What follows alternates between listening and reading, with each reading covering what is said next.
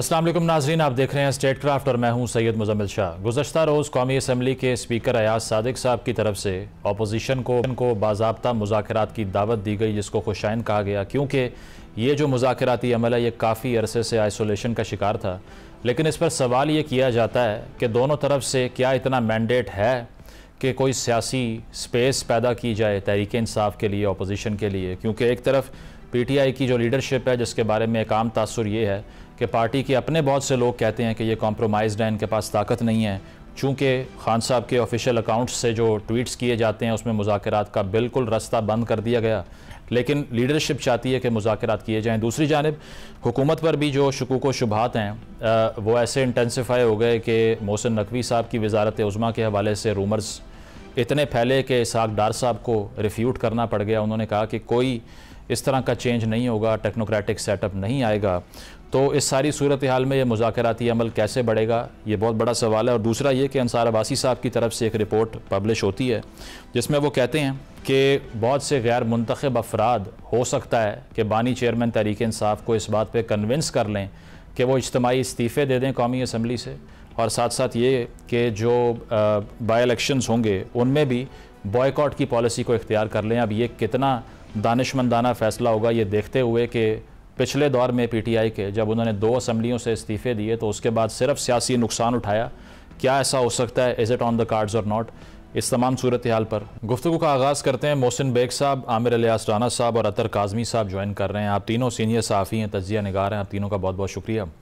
Bag साहब, आपसे आगाज़ करना चाहूँगा। मुज़ाकरात का जो अमल था ये जमूद का शिकार रहा है, और ये बात भी होती रही कि पॉलिटिकल रिकन्सिलिएशन से रास्ता नहीं निकलता। तहरीक इंसाफ एहतजाज की तरफ जाती है तो ताकत का इस्तेमाल होता है हुकूमत की तरफ से। लेकिन कल अयाज सादिक साहब ने फॉर्मली जो पेशकश की है, आपको लगता है कि हुकूमत के फेवर में है भी कि वो PTI से बातचीत करें, कोई मिडल वे निकाल लें, या वो ये महसूस करते हैं कि अगर कोई मसला हल होने की तरफ आया तो हमारे इक़्तिदार को भी ख़तरा है? तो क्या लगता है कि ये ऑफ़र कितनी सीरियस है? बहुत शुक्रिया मुजम्मिल साहब। बेसिकली तो यार सादिक साहब एक ऐसे इंसान है जो मुफाहमत पे बिलीव करते हैं और हाउस को एक अच्छे अंदाज से चलाना चाहते हैं और चला भी रहे हैं। दूसरी साइड पे अगर आप तहरीक इंसाफ को देखें तो नेचुरली उन्होंने जो भी एजेंडा सेट करना है इस डायलॉग का, वो क्या होना चाहिए, अगर तो वो सिर्फ बानी की रिहाई पे ही वो बात करना चाहते हैं तो वो शायद उस बातचीत में तो हल ना हो सके। लेकिन दूसरा चीज़ ये भी देखनी है कि अगर आप क्रॉस द टेबल बैठेंगे, जो टीम तहरीक इंसाफ भेजेगी, आया उसके पास ये मैंडेट है कि वो किसी डायलॉग में कोई फैसला या कोई ऐसी बात कर सकें, या वो सिर्फ हडियाला जाके इंस्ट्रक्शंस लें हर बात के ऊपर। तो मैंडेट उनके पास फुली होना चाहिए। अगर वो लगता यही है कि जो भी क्रॉस दी टेबल अगर बैठते हैं तहरीक इंसाफ वाले, उनके पास वो मैंडेट नहीं होगा कि वो अपने तौर पर कोई गुफ्तगू कर सकें या कोई फैसला ऐसा कर सकें टेबल पे जो कि बाद में उसको पूरा करना उनके लिए मुश्किल हो जाए। तो गवर्नमेंट मेरे ख्याल में चाहेगी कि इनको इंगेज किया जाए। नेचुरली बहुत टाइम गुजर गया। अगर तो वो जमहूरी अंदाज से पार्लियामान को और पार्लिमानी सिस्टम को में शामिल होते हैं, जो कि उन्होंने इलेक्शन लड़ा, जीता, वो पार्लिमान में है, तो उनसे गुफ्तगू तो मैं समझता हूं। बेग साहब, लेकिन बेग साहब एक आर्ग्यूमेंट ये भी होता है ना, जिस तरह अभी बजट पास हो गया पख्तूनख्वा के अंदर, उस पर बहुत से लोगों ने इल्ज़ामात लगाए तहरीक इंसाफ से ही कि खान साहब से मुशावरत नहीं की गई और अपने तौर पर ही ये सब कुछ हो गया। तो मुज़ाकराती अमल भी आपको लगता है कि मुकम्मल मैंडेट जब तक खान साहब से ना लें, PTI की जो मेन स्ट्रीम लीडरशिप है वो नहीं कर सकते, जबकि बहुत से नाम शामिल हो चुके हैं अब सज़ा याफ्ता अरकान में से, और वो सब भी यही चाहेंगे कि कोई हल निकल आए ताकि ये सज़ाओं का सिलसिला रुके, जो कि तमाम इनके जो कारकुनान हैं, इनके जो नुमाइंदगान हैं, उनको अपनी लपेट में लेता जा रहा है। जी बिल्कुल मुजम्मिल, मैं यही बात कर रहा था कि उनके पास मेरे ख्याल में मैंडेट नहीं है कि वो टेबल पे बैठ के कोई बातचीत कर सकें। अलबत्ता ये होना चाहिए। आपने अगर वो KPK की मिसाल दिया तो इंडिपेंडेंट गवर्नमेंट है और बजट में खान साहब से क्या ही मुशावरत उन्होंने करनी थी। तो मैं ये समझता हूँ कि हर चीज़ पे लीडर को थोड़ा सा नीचे डाइल्यूट करनी चाहिए पावर्स, और जो लोग इनके ओहदों पे बर्जमान हैं, जिनको ओहदे उन्होंने खुद ही दिए हैं, तो उनकी थोड़ी सी अथॉरिटी भी देनी चाहिए। लेकिन क्योंकि उनकी सोच ज़रा बानी की डिफरेंट है, वो हर चीज़ अपने हाथ में रखना चाहता है, वो किसी पे ट्रस्ट नहीं करता और इसी वजह से लोग उस पर ट्रस्ट नहीं करते। तो ट्रस्ट डेफिसिट भी है अपनी, जो भी उन्होंने सो कॉल्ड लीडरशिप को जो ओहदे दिए हैं उनमें बहुत ज़्यादा ट्रस्ट डेफिसिट है, इसलिए वो एक दूसरे पे बिलीव नहीं करते। तो मैं ये समझता हूँ कि ये जो गवर्नमेंट की ऑफर है ये भी शायद ऐसे ही ज़ाया चली जाएगी। अच्छा, अतर साहब आपकी तरफ आता हूँ। ये जो 2-4 मरतबा हम रिसेंट पास्ट में देख चुके हैं कि एक तो ये बजट वाली मिसाल थी, दूसरी मुज़ाकराती अमल के हवाले से खान साहब के ट्विटर अकाउंट से, सोशल मीडिया हैंडल से ये ट्वीट कर दिए गए कि किसी किस्म की बातचीत नहीं होगी, अब कोलिजन कोर्स है, अब सिर्फ मज़ामत की जाएगी, लेकिन फिर भी मज़ामत के बयानात आते रहते हैं। फिर इसी तरह ये भी सुनने में आया कि गालिबन ज़ुबैर साहब को शामिल करने पर रजामंदी जाहिर कर दी थी उन्होंने, लेकिन पार्टी से रेजिस्टेंस आ गई। तो जो बेग साहब बात कर रहे हैं, एब्सोल्यूट कंट्रोल है खान साहब का अभी पार्टी पर, और अगर मुज़ाकरात का रास्ता दरवाज़ा खुलता है जो अंसार अब्बासी साहब कह रहे हैं, तो खान साहब रेजिस्ट करेंगे, बाकी पार्टी के जो सीनियर लीडर्स हैं वो मान लेंगे उनकी बात? देखिए, टू बी ऑनेस्ट इस वक्त तो बहुत सारी ऐसी चीजें हैं कि जिसमें खान साहब का मौकिफ आपको थर्ड या चौथे बंदे की निस्बत से पता चलता है कि जी उन्होंने उससे बात की, तो वो वाज़े मौकिफ तो सामने नहीं आता। हाँ, अगर खान साहब की शाह महमूद कुरैशी साहब से या दीगर सियासी क़यादत से कोई मुलाकात हो रही और उसके बाद कोई चीज बाहर आए, तो आप हतमी तौर पर कह सकते हैं कि जनाब क़यादत का क्या मौकिफ है, वो क्या मौकिफ अपनाना चाह रहे हैं। अब जहां तक ये ताल्लुक है कि मुज़ाकरात, क्या पाकिस्तान तहरीक इंसाफ की जो कमेटी वहां पे बैठी हुई है वो बाइख्तियार होगी?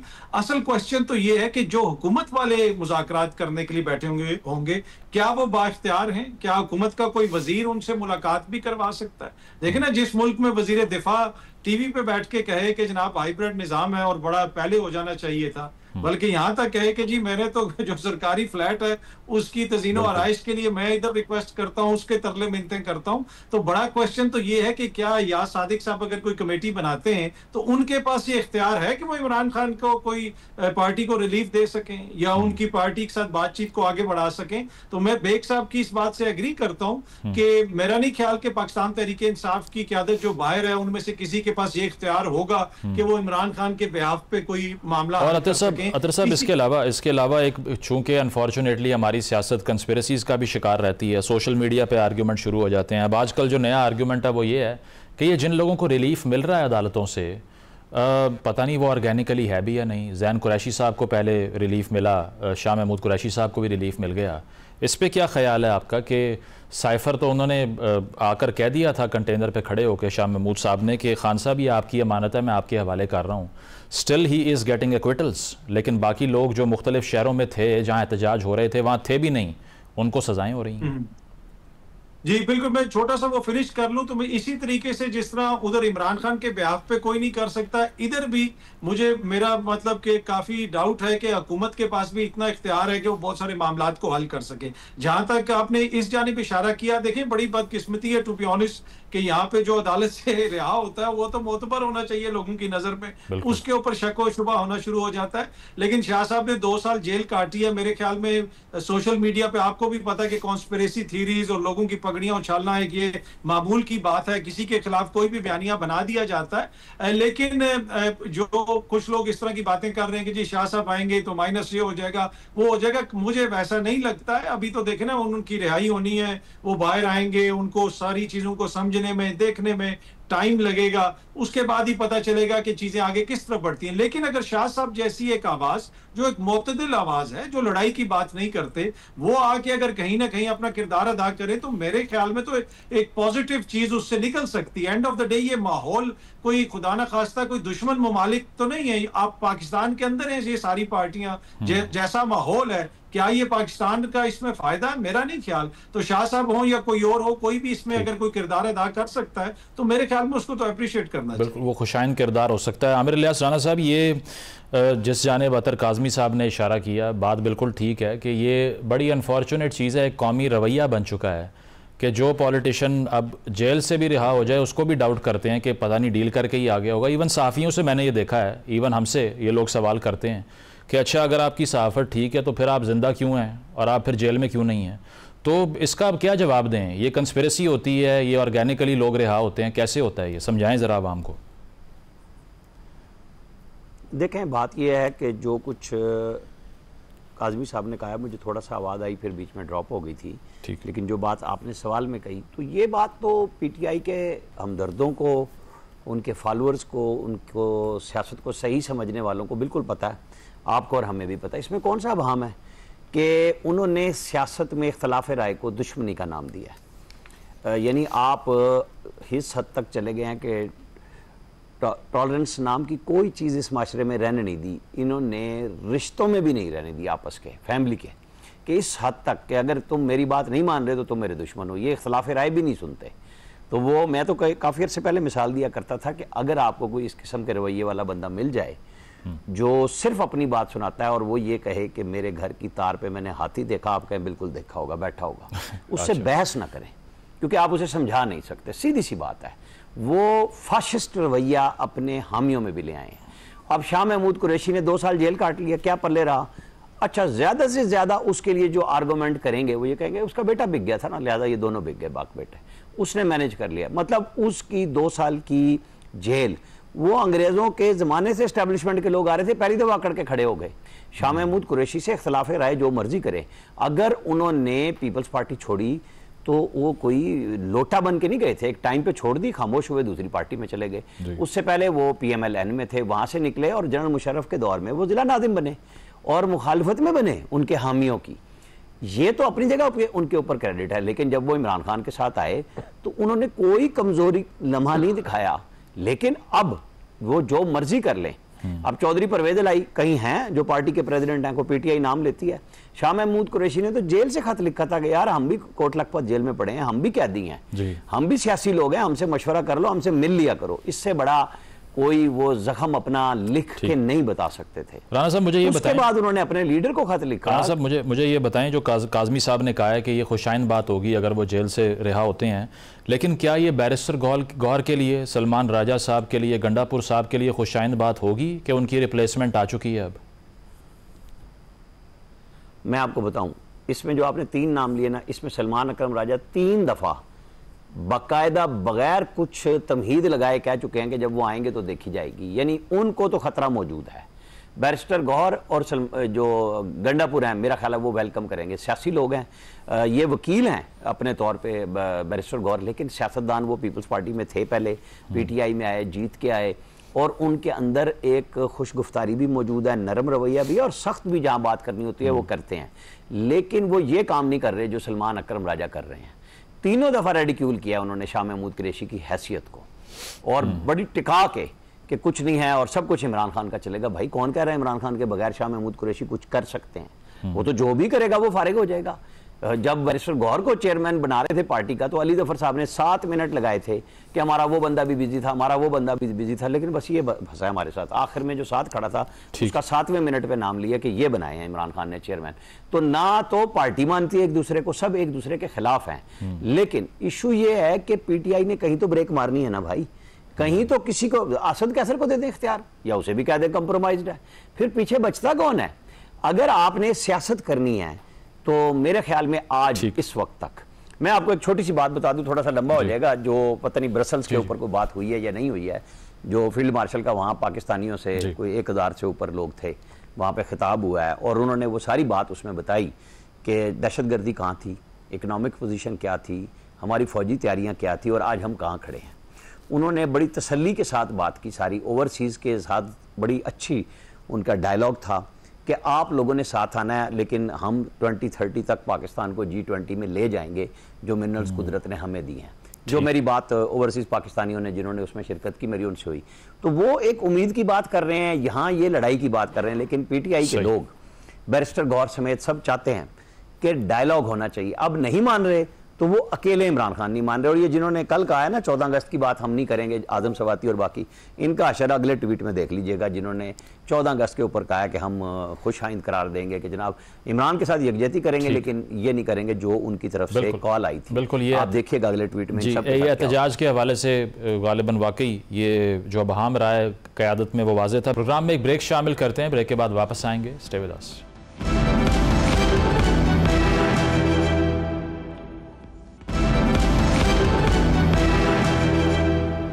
वेलकम बैक नाजरीन, डिस्कशन को कंटिन्यू करते हैं। बेग साहब, अंसार अब्बासी साहब की जो रिपोर्ट है, अब वो कोट एंड कोट ये कहते हैं कि अंदेशा है कि चंद गैर मुंतखब अफराद खान साहब को कौमी असम्बली से इज्तमाई इस्तीफ़े देने पर, ये पॉलिसी अपनाने पर मजबूर कर सकते हैं। ये भी वो कह रहे हैं कि पार्टी के अंदर इस हवाले से भी इख्तलाफात हैं कि ये ज़िमनी इंतखाबात जो हैं इस पर हम कंटेस्ट ही नहीं करेंगे। तो पहले भी वो ऐसा कर चुके हैं, जब 2 असम्बलीज़ को जो कि उनको मैंडेट से मिली हुई थी अकॉर्डिंग टू देम, उसको वो छोड़ सकते हैं। तो क्या अब भी ऐसा हो सकता है और इसके इम्प्लिकेशंस क्या होंगे? क्या गवर्नमेंट की क्रेडिबिलिटी मज़ीद क्वेश्चन हो जाएगी या सब कुछ प्लेट में रख के देने के मुतरादिफ है ये? बहुत शुक्रिया। बेसिकली तो मैंने कहा ये शख्स समझता नहीं है और पॉलिटिशियन है नहीं। पीछे से जो भी गाइडलाइन मिलती है, जो अच्छे लोग थे इसको समझा रहे थे, जो बुरे लोग थे जो नॉन पॉलिटिकल फैसलों पे इनको लेके आ गए खान साहब को, अगर ये काम अब भी ये करेंगे तो ये वाकई सुसाइड होगी। आपको हमेशा इस सिस्टम में रह के ही आगे बढ़ना है। अगर आप ये समझ लें तो वो इन्होंने ट्राई कर ली ये इनकलाब लाने वाली और सारा जो धौंस धांधली और मार कुटाई वाला काम था, उससे तो रियासतें कभी मगरूब नहीं होती, कभी डरती नहीं है। तो ये वाकई सुसाइड है। और दूसरी बात जो है वो अभी मैं राना साहब को भी और काजमी साहब को भी सुन रहा था शाह महमूद साहब के बारे में। देखिए, इस वक्त तरीके इंसाफ को कंप्रोमाइज ही बंदा चाहिए जो दोनों साइड पे बात कर सके।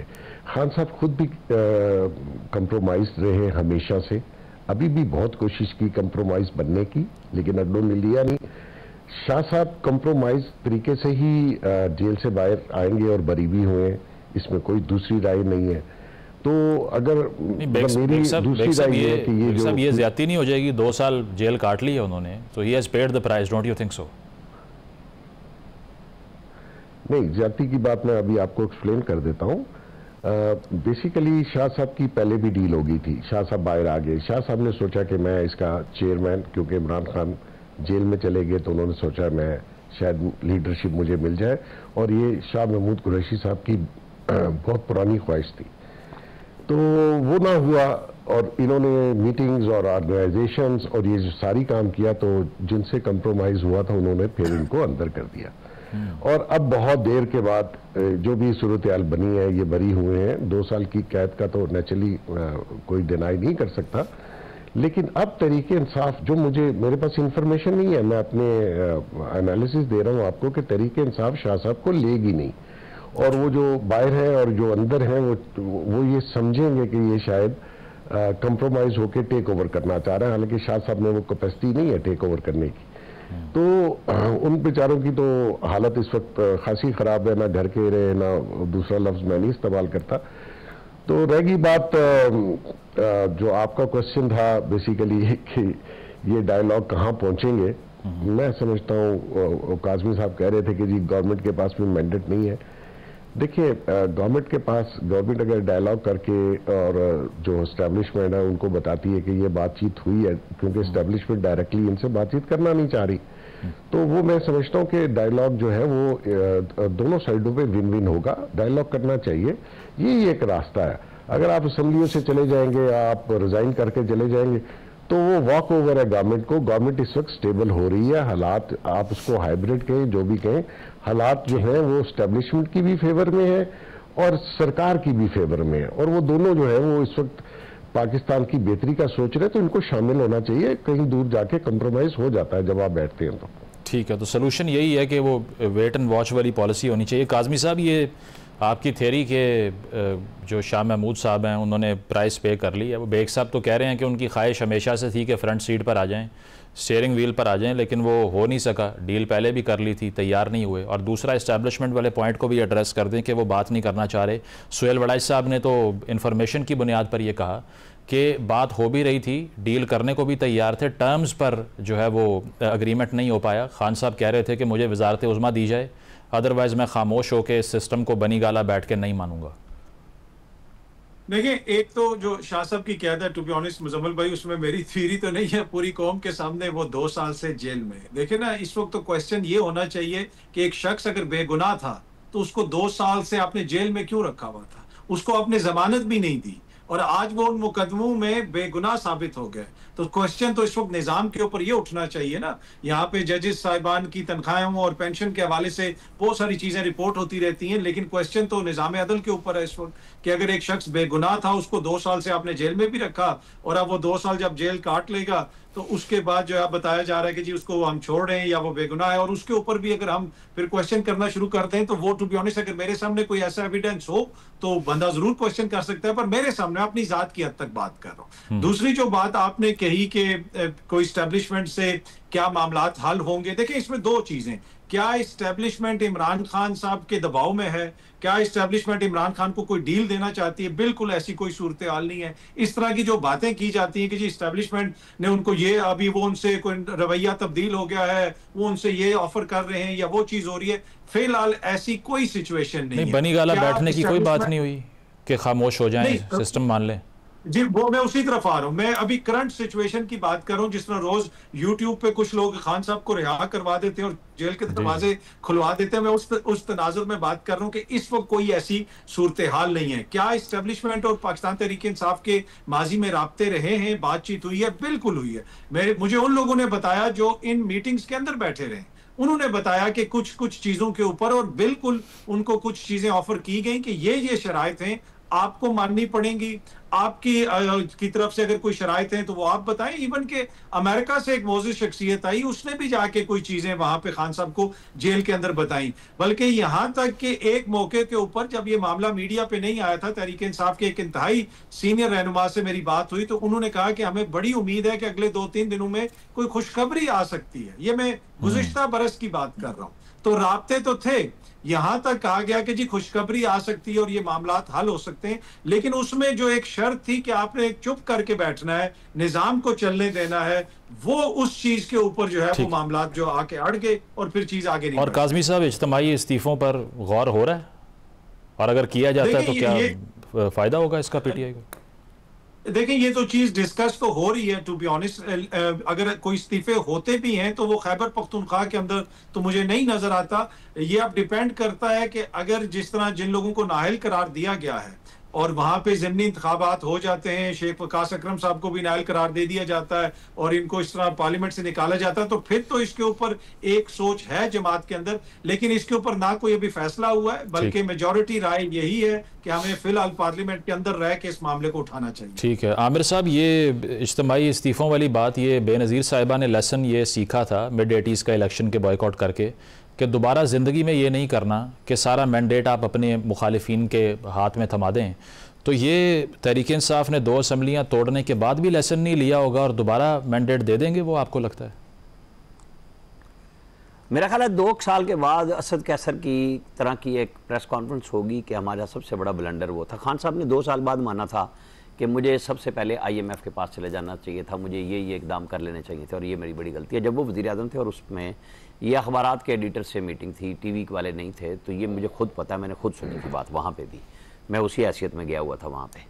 अच्छा, अब ये जो काज़मी साहब कह रहे हैं और जो आपने सोहेल वड़ाइच साहब का कहा, मैं मुसलसल बता रहा हूँ, 10 मई को हम जंग जीते हैं, 22 मई को बैरिस्टर गौहर, सलमान अकरम राजा और अली जफ़र इकट्ठे गए हैं जेल में इमरान खान के पास, ठीक है? सही। और ये आपस में तय करके गुफ्तगू करके गए थे कि हमने क्या बात करनी है। और जब ये खान साहब के पास गए और बैरिस्टर गौहर ने उन्हें 4 नाम दिए, पहला नाम मोहसिन नकवी का, जिस पे वो चिढ़ गए कि ये, उन्होंने कहा नहीं सर मुझे पता है वो आपको बहुत सपोर्ट कर रहा है, आप उसको भी गवर्नमेंट के नुमाइंदे के तौर पे ले लें। फिर उन्होंने अयाज सादिक का कहा, फिर उन्होंने राना सनाउल्लाह का कहा और फिर साद रफ़ीक का कहा कि इन 4 में से एक आपको चुनना होगा, उसमें इस्टेब्लिशमेंट का एक बंदा भी बैठेगा और आप जिसे कहेंगे वो बैठेगा।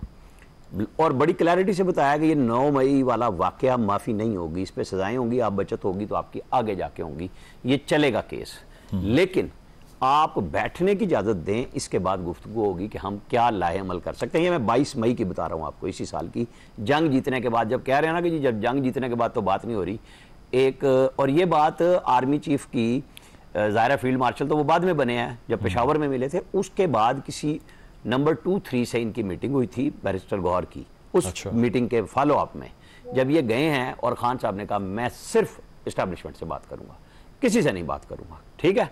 अच्छा, बैरिस्टर गौहर मुंह देखते रह गए, अली जफर का भी और सलमान अकरम राजा का, और ये चुप करके बाहर आए।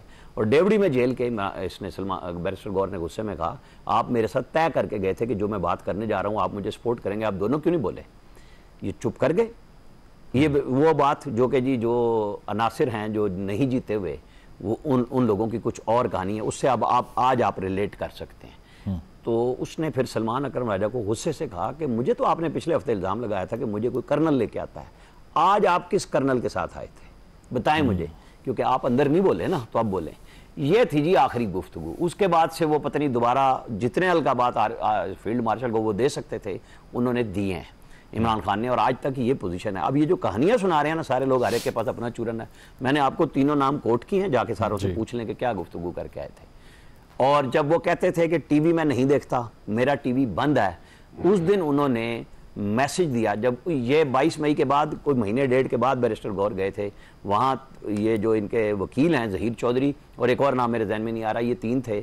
उन्होंने कहा कि जाके जुनेद अकबर से कहो कि वो टीवी पे क्यों जाते हैं, और उन्होंने अली अमीन गंडापुर के खिलाफ क्यों गुफ्तगू की है, जिसमें उन्होंने कहा था ना कि मैंने एक सवाबी में जलसा कराया तो शहराम तरक्की, असद कैसर, इन पे जिंदगी तंग कर दी है वजीर आला ने कि भाई काम ही नहीं करते, इनके सब काम रोक दिए गए। उस पे खान साहब ने मना किया कि मत इंटरव्यू दे। जुनेद अकबर बेचारा उस दिन के बाद से आप खामोश, आप देख रहे हैं इधर उधर की कहानी है। वो जो थी ना, मैं रोड बंद कर दूंगा, मैं ब्लॉक कर दूंगा, ना 5 अगस्त ना 14 अगस्त अभी आ रही है। तो ये सिचुएशन खान साहब ने खुद क्रिएट किया है।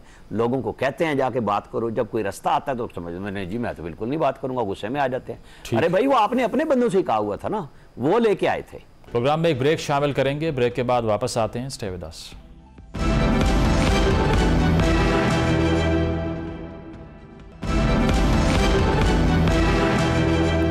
वेलकम बैक नाजरीन, पैनल हमारे साथ मौजूद है, गुफ्तगू को आगे बढ़ाते हैं। बेग साहब, ये राना साहब भी जो बात कर रहे हैं, अब वे फॉरवर्ड को अगर देखा जाए तो अब भी अगर ये सब कुछ हो रहा है कि बात सिर्फ इस्टेब्लिशमेंट से होगी, तो असद कैसर साहब ने फिर अवाम से किस चीज़ की माफ़ी मांग ली कि बाजवा साहब को हमने एक्सटेंशन दी, बहुत बड़ी गलती की, आइंदा ज़िंदगी में ये सब नहीं करेंगे, जिसका फैसल वाडा साहब ने जवाब दिया कि सिस्टम कंटिन्यू करेगा, आप जो मर्ज़ी कह लें।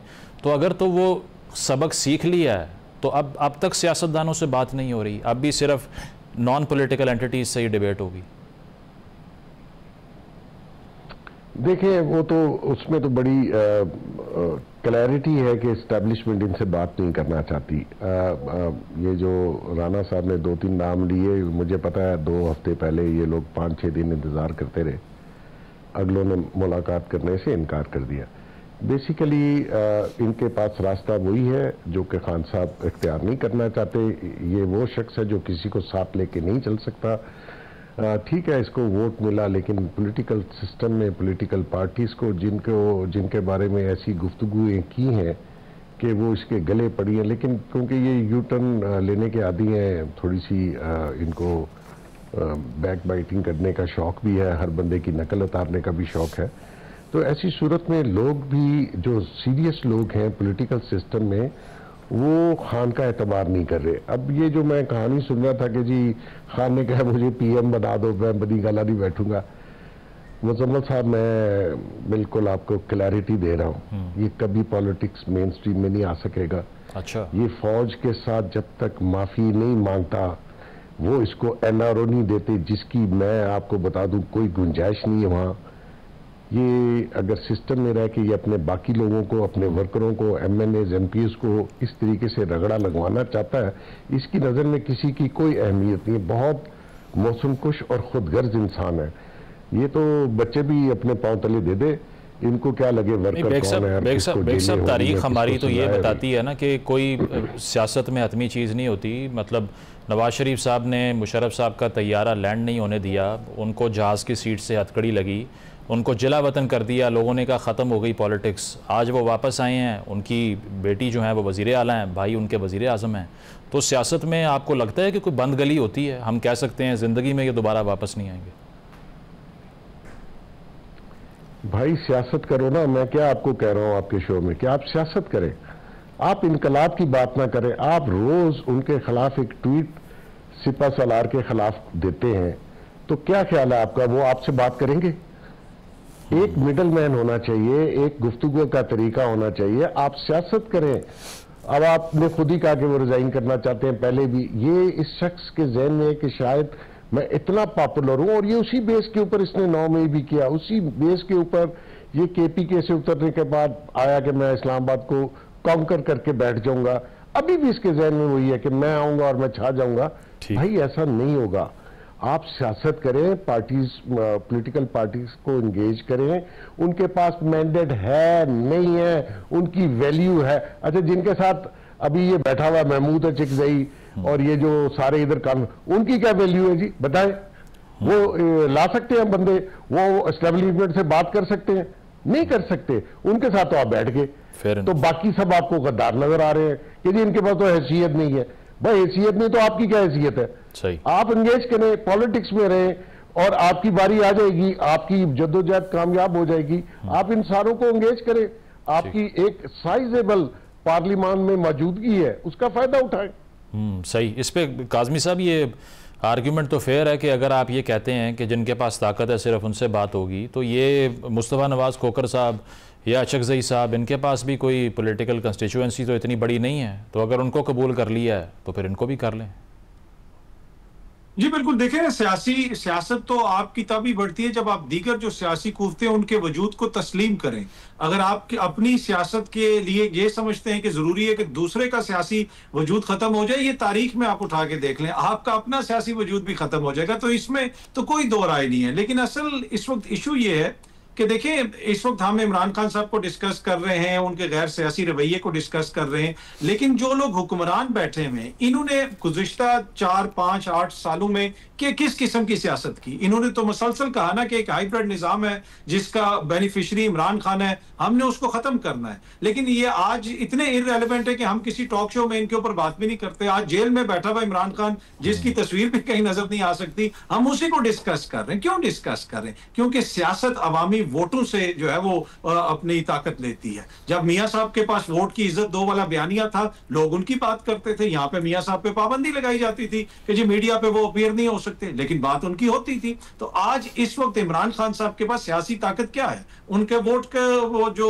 ताकत है वही है। इसी वजह से हर कोई उनसे बात भी करना चाहता है और उनको हम डिस्कस भी कर रहे हैं। तो ये बुनियादी इशू है कि काज़मी साहब हुकूमत की क्या बात करें? मतलब डिफेंस मिनिस्टर साहब कह रहे हैं दरवाजे खिड़कियां टूटे हुए, लॉजेस के ठीक नहीं करवा सकता, ब्यूरोक्रेट्स का बचा हुआ हम खाते हैं, अरबों रुपया वो कमा के पोर्चुगल चले जाते हैं। तो वो तो बेबसी का इजहार कर रहे हैं, क्या कह सकते हैं उनके बारे में हम? एग्जैक्टली ये अनफॉर्चुनेटली ये हमारा कौमी अलमिया है ना। जब आप इक्तदार में होते हैं तो सारी चीजें आपको दुरुस्त नजर आती हैं, जब आप अपोजिशन में जाते हैं तो बहुत सारी चीजों के अंदर आपको मसाइल नजर आते हैं। ये मसला तभी हल होगा जब बुनियादी तौर पे सारी सियासी जमातें ये फैसला कर लेंगी कि हम अपने बुज़ुर्ग ताकत यानी अपने वोट की ताकत पे आएंगे। जब तक ये सहारे ढूंढते रहेंगे, जब तक ये मामलात को इस तरीके से चलाते रहेंगे, ये मसला हल नहीं होगा। सही। ऑपोजिशन की पॉलिटिक्स डिफरेंट होती है। राना साहब एक तो इसको रिस्पॉन्ड कर दें, और दूसरा मोहसिन नकवी साहब की वजारत उज़्मा पे एक नया आर्ग्यूमेंट खड़ा हो गया, रूमर इतना फैल गया कि डार साहब को रिस्पॉन्ड करना पड़ गया इसके ऊपर। कोई वेट है इस सारे रूमर में नकवी साहब के हवाले से? अच्छा देखें, जो काज़मी साहब बात कर रहे हैं ना, और आपने भी ख्वाजा आसिफ वाली बात की, तो उन्होंने अपोजिशन में जाके वो बात नहीं की जो इमरान खान ने कहा कि मैं तो कुछ कर ही नहीं सकता था, सब कुछ जनरल बाजवा करते थे। उस वक्त वो जमहूरी जर्नल थे, आपको पता होगा। तो ख्वाजा आसिफ तो वज़ीर दिफा होकर बात कर रहे हैं ना, तो वो इसको जमहूरियत भी कहते हैं कि अगर उन्होंने ट्वीट किया किसी के बारे में, किसी के ख़िलाफ़ की बात, वो ओपनली कर रहे हैं ना, कोई छुप के तो नहीं कर रहे बात। जिसके बारे में भी बात कर रहे हैं सबको पता कि वो क्या कह रहे हैं। ये हुक्मरानों के मसाइल हमेशा से रहते हैं, किसी का हल, कोई अच्छा कोई बुरा, कोई बात कर रहा होता है। लेकिन ये कहानी ये नहीं है। इमरान खान के लिए मैं कह सकता हूँ कि अभी भी सिर्फ माफ़ी के अलावा कोई ऑप्शन नहीं है। वो कल को राइज कर जाएं, मुझे तो नहीं पता ना, ये तो अल्लाह जानता है। लेकिन जो सिस्टम की बात हो रही है उसमें जब तक पब्लिक माफ़ी वो नहीं मांगेंगे 9 मई की, किसी किस्म का रास्ता नहीं दिया जाएगा। ये जितने मर्जी स्टालवर्ट उठा लाएं, आप कर लें। देखें, मोहसिन नकवी के बारे में प्राइम मिनिस्टर क्लियर हैं, सब क्लियर हैं कि वो आर्मी चीफ के साथ जाते हैं। किसी ने छुपा हुआ देखा कि वो कुछ छुप के जाएं और अचानक दरवाजे में से किसी ने देख लिया हो कि जी वो तो देख रहे थे और पता लग गया कि जी वो वाशिंगटन प्रेसिडेंसी में बैठे हुए थे, या वो ब्रसल्स थे, या वो फलानी जगह पे थे, या नहीं थे, सऊदी अरब थे। वो बिल्कुल पार्ट एंड पार्सल हैं इस सिस्टम का, जिसको ख्वाजा आसिफ ने हाइब्रिड रिजीम कह दिया। दूसरे नहीं कहते थे, उस वक्त 1 पेज कहते थे, अब इन्होंने उसको सुपर प्लस कर दिया अपने साथ कि नहीं जनाब हम तो हाइब्रिड रिजीम में और सब जी रहे हैं। और प्राइम मिनिस्टर शहबाज शरीफ की उन्होंने जंग के हवाले से ब्रसल्स में भी नाम लेके तारीफ की कि हमें जितनी सपोर्ट की गई है ना, हम सोच नहीं सकते थे और खड़े रहे साथ हमारे। जंग हमने लड़ी है, हमारा सियासत का काम नहीं है। ये मैं फील्ड मार्शल के लफ्ज आपको बता रहा हूं, बाकी आपकी मर्जी है। तो 27वीं तरमीम पे राना साहब क्या चल रहा है? ड्राफ्ट हो गई है सुना है, और इस पे भी बहुत लोग ये खदशे का देखिए मैं तो मैं काफ़ी मेरा ख्याल है 3-4 हफ्ते से बात कर रहा हूँ। अगर आप मुक्तदरा यानी इस्टेब्लिशमेंट की बात करें तो वो कहते हैं जब 26 हुई हैं तो 27, 28, 29 भी हो जाएगी, लेकिन कोई ज़रूरत तो नहीं है ना। जब ज़रूरत होगी कर ली जाएगी। गवर्नमेंट की बात अगर आप करेंगे कि जी कोई मुश्तरका तौर पे अगर काम शुरू होना है तो वो नवंबर में सुप्रीम कोर्ट बार के इलेक्शन के बाद होना है, उससे पहले बिल्कुल नहीं होना। या तो इस मुल्क की हकीकत को समझें, आपने जितने लोगों को निकालना था 26 नवंबर में उनके पीछे तो गए नहीं आप। सैकड़ों लाशों से 12 पे आए और वो 12 का भी फिगर आप पूरा नहीं कर सके। तो भाई अपने वर्कर्स के लिए जिनको अब सजाएं हो रही हैं 108 के अंदर, आप सिर्फ लीडरों के नाम में और आप भी लीडरों के ऊपर बात करते हैं कि जी इतनी खवातीन, इतने मर्द, 10-10 साल। ओ भाई वो जो सैकड़ों और दर्जनों वर्करों को सजा हुई है उनका नाम ILF कहीं ले रही है? PTI की कोई कमेटी आपको नजर आई है, मुजम्मिल शाह साहब, कादमी साहब, कि जी ये हमने वकील चुन दिए हैं, ये आम वर्कर की रिलीफ के लिए काम करेंगे? तो इसलिए कोई नहीं निकलता। वजह हो गई है ना, लोगों की मोहब्बत है अपने लीडर से, लेकिन जो लीडरशिप बाहर बैठी है वो क्या कर रही है और खुद लीडर क्या कर रहे हैं? उन्होंने इंस्ट्रक्शन दी है सिवाय इस बात के कि ये इलेक्शन ना लड़े, क्योंकि ये इन्हीं की सीटें हैं जो लड़े थे। ठीक, बिल्कुल। जो कोलैटरल डैमेज है यकीनन कारकुनान का हो रहा है इस सारी सियासी लड़ाई में। बहुत शुक्रिया मोहसिन बेग साहब, आमिर रियाज राना साहब, अतर काज़मी साहब मौजूद। नाज़रीन प्रोग्राम आपने मुलाहिज़ा किया, फीडबैक ज़रूर दीजिएगा। इजाज़त दीजिए, अल्लाह हाफ़िज़।